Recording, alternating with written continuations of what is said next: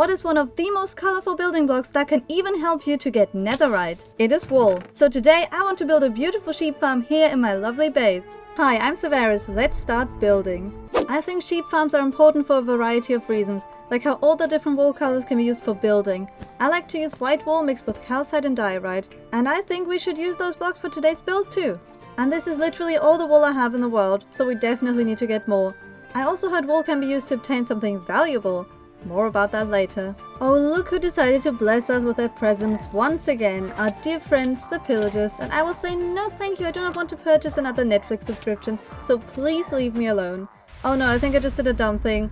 I forgot I could start a raid and I have a lace and villagers here. We need to gear up because I only have iron armor. Good that I have diamonds down here. Alright, let's do this raid. I was able to handle the first few waves with ease, even though I had to endure pillagers doing really mean things like trampling my crops and bringing their ravager pets to destroy my leaves.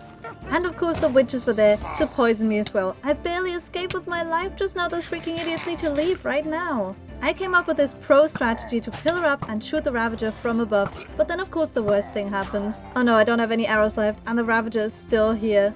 I think I'm just going to have to run for it right now. I just did a big brain move. The ravager can go swim and I run away with my boat. Now I can restock on arrows and then get back to slaying. Watch out everybody, here's Johnny. We're just not gonna talk about the death after death after death I had in my cow pit to a weird creepy pillager. The evokers were the only reason I didn't quit this raid and hide somewhere, because they drop totems of undying and I really want them. But they are also the worst mob in the raid because of the vexes they spawn. They are so mean. But I killed them one by one until finally... Oh my gosh guys, we did it! We are the hero of our little village. We protected our home and now we even have 4 totems of undying. There's some damage to the base from the ravagers, but it isn't that bad. I thought this was gonna be a chill building episode today, but I was so wrong. Let's see what else is gonna happen today. Now back to the sheep. But let me show you my current manual sheep farm. This is where my sheep friends live, but I need a much faster solution for me to get wool without having to shear them manually. So let's put a serious thinking face on and do some science. And after 1 minute of thinking about my cat, I think I'm ready to build this farm. I need to craft all sorts of redstone materials like hoppers and dispensers. I think dispensers are the most annoying to craft because you have to craft them one by one using bows. And I'm actually short on string too, but I actually realized I don't have to waste all my precious string because I can just go down there to my skeleton farm. I have an abundance of bows down here, I just need to repair them and then I can turn them into dispensers. And I'm also going to need observers, so I'm rowing over here to my beautiful nether portal. And for every second that I have to spend in a nether gathering quartz, I will burn diamonds. Aha, jackpot. Alright, let's get back home and burn some diamonds. I mean, craft some observers. Alright, this looks beautiful at night, doesn't it? You're ruining my view, spider. Go away.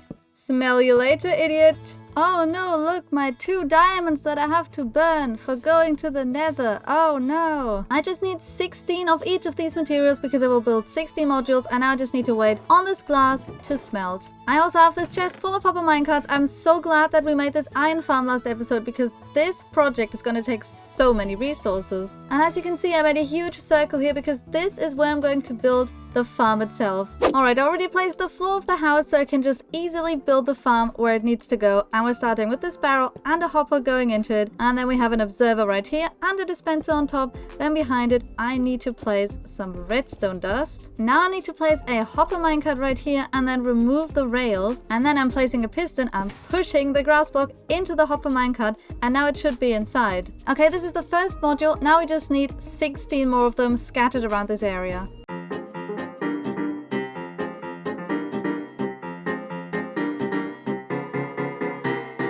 And there we go, all the 16 farm modules are built. Now I need all the 16 colors of dye. I think I can get most of them from flowers, but there are some exceptions, like getting some brown dye from cocoa beans and green dye from cactus. And then I traveled back and forth from the sheep pen to the sheep farm until I had all 16 of them in place. I dyed all of the sheep and grouped them with the matching colors together in their modules. It looks wonderful, doesn't it? I'm gonna visit my beautiful iron farm and then help myself to some free iron. Now I can craft tons of shears and then add them to the dispensers over here. Shears are in place and the farm can run. But to build the ultimate sheep farm, it takes a lot more than ugly farm modules on the ground. It needs a beautiful house and space for a shepherd to live. I already planned out the build and you already know it uses white wool and calcite, but I'm also going to use dark oak.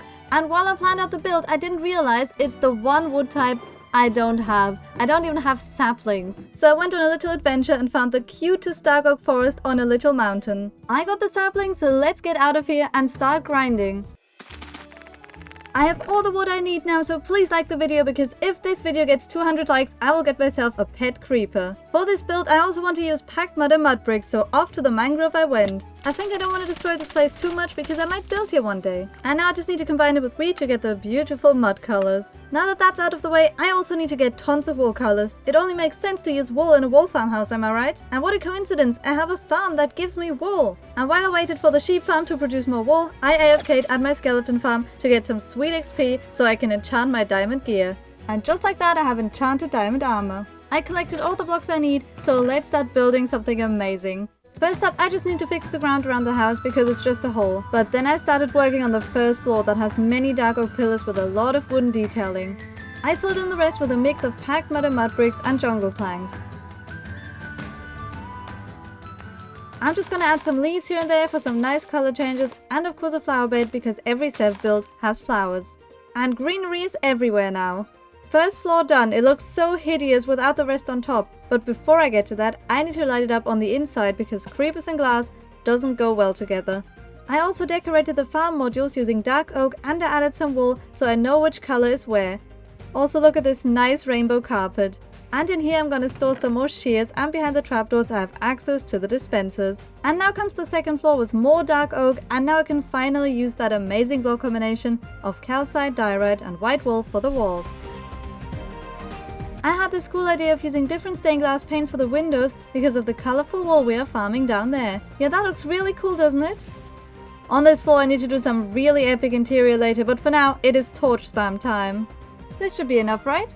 You may have noticed there's this huge open space right here. There's nothing going on, it looks hideous, so I thought I should put a big boy tower right here.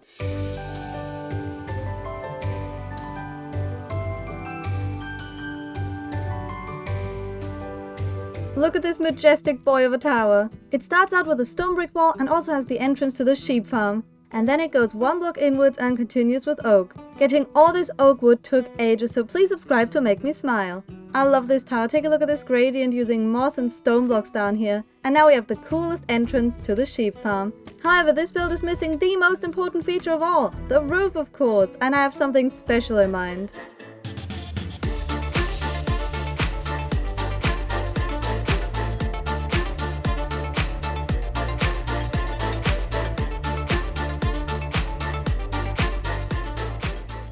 And here we have a colorful rainbow roof. I've wanted to do a rainbow roof ever since I've first seen a Minecraft sheep, and now it is finally here. The rainbow roof sheep farm thing. Okay, it needs a better name. Every build here has a cool name. The Home Sweet Home, the Villager Baby Barn, the LA House, the name we don't talk about, and the Tower of Irony. Yeah, comment down below what you would like to name the house. Have you ever heard of the legendary rainbow sheep? Yeah, me neither, but I'd love to have one be the mascot of the rainbow house. So let's summon one in. We just need a name tag and any sheep. And I'm out of name tags. Looks like I'm gonna have to go and find a dungeon. And then I did what every smart Minecrafter would do. I dug straight down until I found a spawner. Well, look what we have here. But in reality, we're all here for the beetroot seeds. Back home we go. I also found this music disc in the dungeon, so let's go and try it out. Why is he dancing? This is the worst music ever. Be gone. Okay, I've got the name tag ready. Now we just need one sheep. You will be the chosen one. Come here, my friend. And here we go, an awesome color-changing rainbow sheep. I'm gonna name you Chameleon. And Chameleon needs a lovely home right in front of the farm where he can have a wonderful life.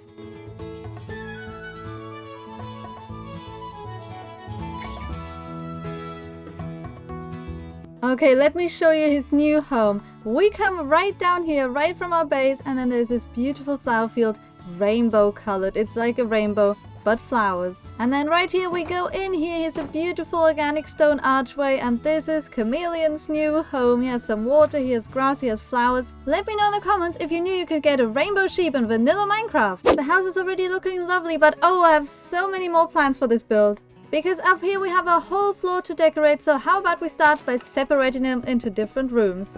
And the rooms are in place. Now let's do some wool-related interior. Let me give you a tour of the interior. I also brought my tour guide, Mr. Chicken. Come on, Mr. Chicken.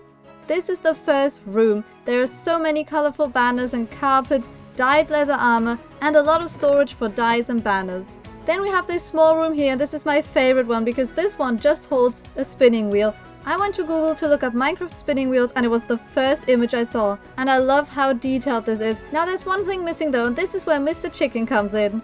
Let me just break the floor and drop Mr. Chicken down and then connect the lead, and now the spinning wheel is perfect. But of course there's a third room, and this one is the bedroom of shepherd villagers because of course wolf farms need shepherds so we can trade and get some emeralds. And since I turned the entire first floor into a lovely home for them, let's move 2 or 3 of them in, shall we? I just have this problem of the villager breeder being extremely full. There's no way I can get them out of here. Let the frustrations begin. Oh my gosh, I finally got one. This took hours. Now he's just scared standing in this corner. What's wrong with this guy? Great, he decided to become a fisherman. No, you're supposed to become a shepherd.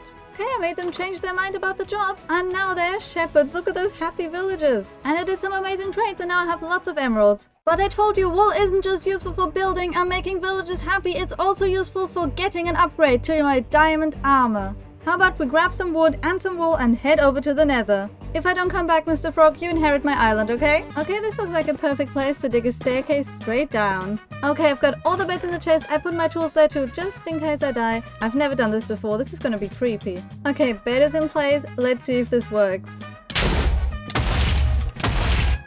Oh, sweet netherite.